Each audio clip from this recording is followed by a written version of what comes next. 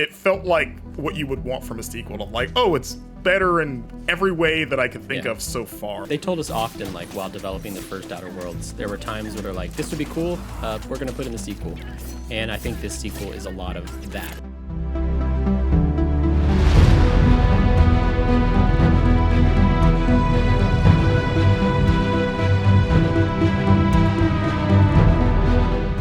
Hello, welcome to New Gameplay Today. I'm one of your hosts, Wesley LeBlanc, and we are joined by Marcus Stewart, who wrote the cover story for The Outer Worlds 2, which should be arriving to your mailboxes in the coming weeks, or you can read it digitally if you are a subscriber online. Marcus, what are we looking at here? Hey, we're looking at my gameplay. This is me doing all the shooting and jumping. Not jumping yet, but it's gonna happen, I swear. But yes, this is me playing at Obsidian's studio over in Irvine, California, of which you were playing right next to me, Wes. You were there for that trip, playing the same section, doing your own stuff. But yeah, we're gonna take a look at some of the gameplays, some of the sort of the choices that you can make in the Outer Worlds 2. Right now, you are looking at the game's first major biome after you complete a prologue section. It's called Paradise Island, and as you can see, Paradise Island, despite the name, not much of a paradise because a lot of things are out here trying to kill you, as you can attest to. Maybe it was a paradise before Auntie Cleo got involved. Yeah, it used to be. Well, I guess maybe for some people this is a paradise to get shot at and to in turn return fire to people. But I will say it was a lot of fun, so it lives up to its name in that sense. So we're showing off some of the gameplay here, fighting these protectorate drones. Right off the bat, one of the big things about the Outer Worlds 2 that is a pretty marked improvement over the original is that the gunplay and the action in general feels a lot better. Yeah. I replayed quite a bit of the first game sort of in preparation for the cover trip.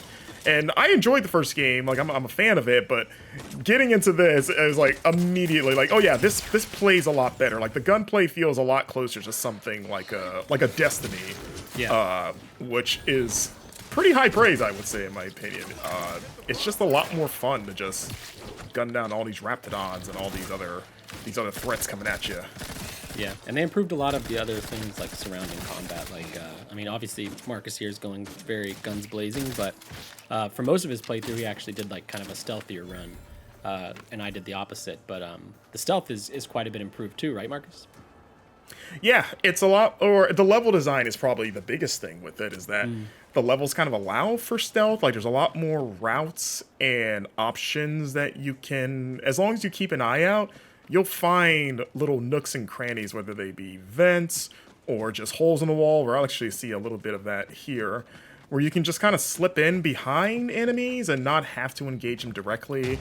You have more sort of like sneak attack options. The sneak sort of perk is a lot more substantial than the first game. Like there's more benefits that you can play with that revolve around stealth. So yeah, that was kind of the agreement that you and I had when we were playing the demo together, is that we would play two different characters, where you were a lot more guns blazing, I was a lot more stealth, just to see the different approaches that the game would allow. And yeah, I'm generally a stealth focused player, despite what you've seen so far.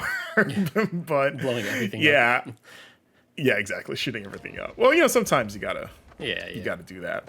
But yeah, I am quite happier with how much more stealth is sort of supported in this game. Mm-hmm. Yeah, and we might see some hints of it here, but Marcus also played a very different character than mine. I went I believe it's called dumb in the game. My guy was very stupid, and I picked the stupidest options for dialogue, and I kind of treated my character as somebody who has no idea what they're doing, whereas Marcus is a much more accomplished person out there. Yeah, so right now we're looking at a pretty big section of Paradise Island. So the big mission that you get when you first get here is that you have to try to infiltrate this thing called the Vox Relay. It's kind of this giant transmitter that's in the middle of a protectorate base. The protectorate is one of the three primary factions in the game that sort of run Paradise Island for the most part. And this is sort of, speaking to Obsidian about it, this is sort of the first major mission that shows off the game's increased focus on branching mission design, because you have to try to cross this drawbridge that is the only thing separating you from the Vox Relay. And there are a bunch of different ways you can do this, and you're seeing one of them right now where if you talk to the guard at the gate, you can try to convince her to let you by, and she'll eventually offer you a deal saying like, hey, you know, if you bring me 2 traders, I might let you pass. And I decided not to take that just because I was role-playing sort of like a good character, and I was like, I don't know if I trust you guys. I don't know if these people are deserving of being captured and brought to you, so I'm going to try to find my own way.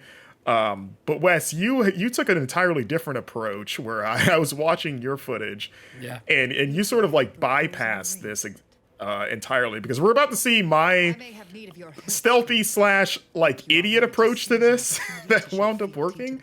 But do you want to talk about how you managed to get past this little section? Yeah, so I kind of was just doing some side quests, and I came upon this one that was actually hilarious. It was this giant mechanism way out in like the outer area of Paradise Island, and basically some people got stuck up top and they were trying to get down. And there was a body that was stuck in the mechanism that was like being grinded, and gore was exploding everywhere every time it turned on. It was very funny though, in an Outer Worlds way. But basically, I did this side quest, and also look at that cool guy right there. I'm sorry, look at that guy. That's a little terrifying. I like him though. Yeah, thank you. I spent a lot of time on him. Yeah.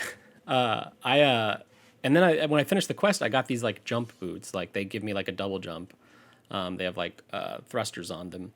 And by virtue of maybe having the boots or just pure coincidence, I got around the Vox Relay like to the backside, and I noticed there was a broken, destroyed bridge that was covered in what's the poison called, Marcus? I don't know how to pronounce Zeranthium. Yeah, it's a Z word. It's a Z word that is poisonous gas, and it was all over the bridge. So someone like Marcus, who's really just kind of relegated to walking at this point, wouldn't be able to walk across the bridge without dying. But because I had the jump boots, I was like, you know what? I think I can just clear this. And I was able to clear it, which completely bypassed, I guess, like 6 or 7 other narrative options that could take place on the proper side of the bridge. I just kind of went through a back door with no combat, with nothing but a couple jumps to make, which Marcus didn't discover any of that until we talked about it. He had no idea there was these jump boots or that there was a backside of the bridge. And I didn't know about his way that he got across the bridge either. Yeah, as you can see, I chose clearly the optimal way, right? I found a little hole in the ravine that separates sort of the drawbridge from the rest of the canyon, and I slipped in, tried to sneak, failed, as you can see, and immediately got into a firefight with a bunch of protectorate guards that are pretty high in level. Like, they like the Outer Worlds 2 kind of does a thing where you can tell if an enemy is a little too much because they'll have little skulls in their head. And I went to this mission without doing probably enough side stuff. So they, like, even when I try to sneak attack someone, like, normally if they were on your level, it could be an instant kill. But if you try to do it on anyone higher than you, they'll kind of tell you, like, hey, this will hurt them, but it's not going to kill them. And then it might get you alerted. So yeah, I'm getting this firefight now with a bunch of guards that are, you know, I'm still able to take them on, but it's a lot harder. Like their bullets hit harder. My allies are going down quicker. And yeah, now I'm just trying to fight to not die here and see if I can get across the bridge in one piece, but it's not going well so far. We also only had about 2 to 3 hours with the game, so like if you're wondering why Marcus didn't just go back and level up, it's because this was near the end of our playthrough. And I suspect it was all or nothing at this point, Marcus. Yeah, you can see there too. For a split second, there's the time dilation ability from the first game that's back, but there's also like new gadgets like the I forget the exact name of it, but it's basically an acid spray that you can use to melt dead bodies, and it'll sort of remove them from the playing field so they can't be discovered by their allies, which is great for stealth. You can use it in combat. That was my first time trying to use it, and I didn't realize the range on it was so short, so I was like, I'll spray you with goo, and then it just did nothing. Yeah, it's definitely for like the stealth playthrough. I accidentally like paid for the points to get that gadget or whatever, but I didn't use it once. I ended up getting a different gadget that lets me breathe or get rid of, I think, the poisonous gas we were talking about. I had like a side quest where I had to clear out a scientific like core with this gas, and I used that gadget for that. Yeah. So you can see this is my second attempt at this for reload. We'll see how much better I do here, inflicting all kinds of status effects. And the companions I have here are pretty much the first two you get in the game. So you see Niles, who is the gentleman that hangs with you. He's the first, I guess, human companion you get. He's great for range, but the companions now also have sort of like unique inherent perks, where like Niles' sort of perk is that he can taunt enemies and draw aggro to him, but he basically is like a mobile workbench where you can craft weapons and gear and ammo just by talking to him instead of having to find a workbench out in the world. And then my other companion, Valerie, who's the floating drone there, she's pretty much just a healer. She's just throwing health packs at you. I think she kind of helps in combat, but she's primarily useful just trying to keep us alive. Yeah. And then we had a couple others. I'm trying to remember. I don't think I got to use them too much because I kind of stuck with these two as well. But we had some other companions. There's Inez. Yes. Inez was the only other companion that I got during our time playing, because you meet her early on when you get to Paradise Island. She's sort of like a combat medic, like she's a mercenary. So she's good in a fight, but she can also help with healing. And then she has this kind of like grafted, like mutant chicken arm on her back. That's sort of part of her whole character backstory. And you can change out that graft with the parts of other creatures, and that's supposed to kind of like give her unique abilities depending on what sort of like creature arm you graft on her. But I didn't get to mess with that during my time. I only had her in my party briefly before we had to stop playing. But as you can see, I just sort of like sprinted across the bridge, just brute force to try not to die. But it worked out. You know, it's not the cleanest solution, but it is a solution. Yeah. We talked about how the combat's like a marketed improvement up on the first game. I also think the same goes for the visuals. Obsidian's like, they kind of told us they're not really like a visual studio in the sense. Hold on, I'm having a Cuphead moment here. Okay, here we go. Yeah. They're not ever trying to go for like hyper-realism or anything like that. Like they want their games to be fun RPGs that have cool visuals, but visuals aren't like the first point of reference. But I do think that Outer Worlds 2 is probably their prettiest game yet. I mean, it's a big year for Obsidian, so I'll have to go compare it to the literal other two games they released in 2025. But compared to the first game, I think it's like far and away a more visually stunning game, especially on Paradise Island, which is this very like tropical, lots of greens and blues. Very, very pretty game. Yeah, and we were playing on PC for those Yes. wondering. Yeah. But you know, the game's going to be on Xbox and PS5 as well, I believe. Yeah. And it ran yeah, really so well. we're We were looking- probably on pretty beefy PCs. I don't know the exact specs or anything. And I don't think, we didn't get to see it on like consoles, but they got a pretty good track record. Yeah. Just looking at some of the new perks now. There's a lot of new perks in this game, actually. Like Brand Enthusiast Ninja. Catering to a bunch of different playstyles, which is really cool. There's a lot more perks and flaws that you won't be able to really see those in this footage here. This footage is pretty edited just because we want to dodge some spoiler stuff. But also showing off the new third-person camera that the game has here. Look at this. Yeah. So you can It's admire cool, your but freak shows of a character. it's not really for me. I'm definitely going to stick to first person. Yeah, I like it's fine. But I'm generally with any sort of like Bethesda style RPG, I'm pretty exclusively first person. And like this is a better third person than most of those games, but it's still not something I prefer playing with. I think a lot of it also, it gets tricky for me in third person with picking up objects. Like it's less precise than if you were playing in first person, and that's just across the board. I don't think this game necessarily solves that problem, unfortunately. But I know there's like a dedicated sect of people that love playing these games in third person, so it is cool that you have the option at least. Yeah, and there's actually two views in third person. There's like a closer one and then like a more pulled back third person view. Yeah, it's almost like a racing game a little bit. So there's Inez.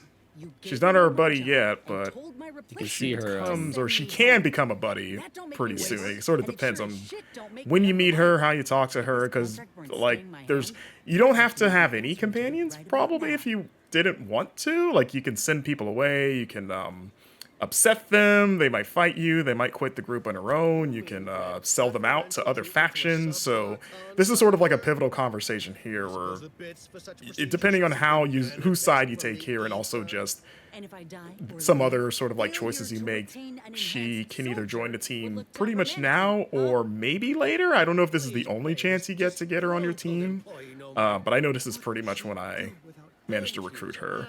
Yeah, same. And you can see her arm there. Her left arm is the one that's been kind of experimented on. Yeah. You can kind of see, yep, there's that chicken leg thing poking out her back. It's a cool chicken leg thing. Look at me making all the right choices here. I love Minister Milverstreet's design, by the way. Yeah, it's awesome. Very, very Obsidian. Yeah, he's kind of he's basically like the mayor, more or less, of Fairchild, which is the first town that you visit when you get to Paradise Island. He works for Auntie's Choice, which is one of the other major factions. It's the merger between Spacer's Choice and Auntie Cleo from the first game.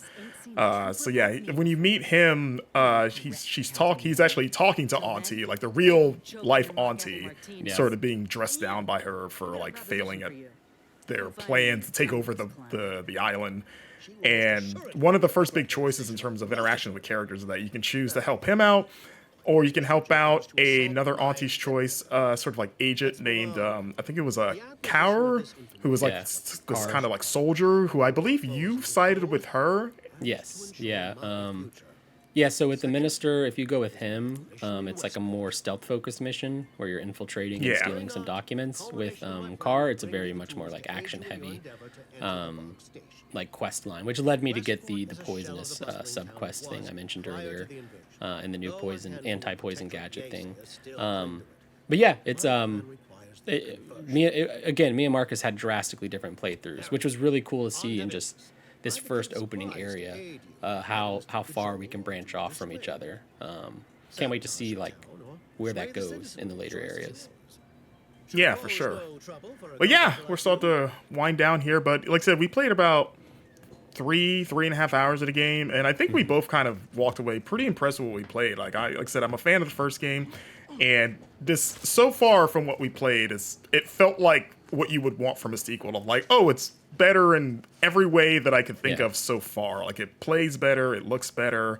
It seems like the dialogue and choice element is more fleshed out, and it still has the same kind of like that humor, like the capitalist commentary, and just sort of like the irreverent humor still there, which is what I love. Yeah, I'm excited for it. Yeah, me too. It's the case of, they told us often, like, while developing the first Outer Worlds, there were times where they're like, this would be cool, we're going to put in the sequel.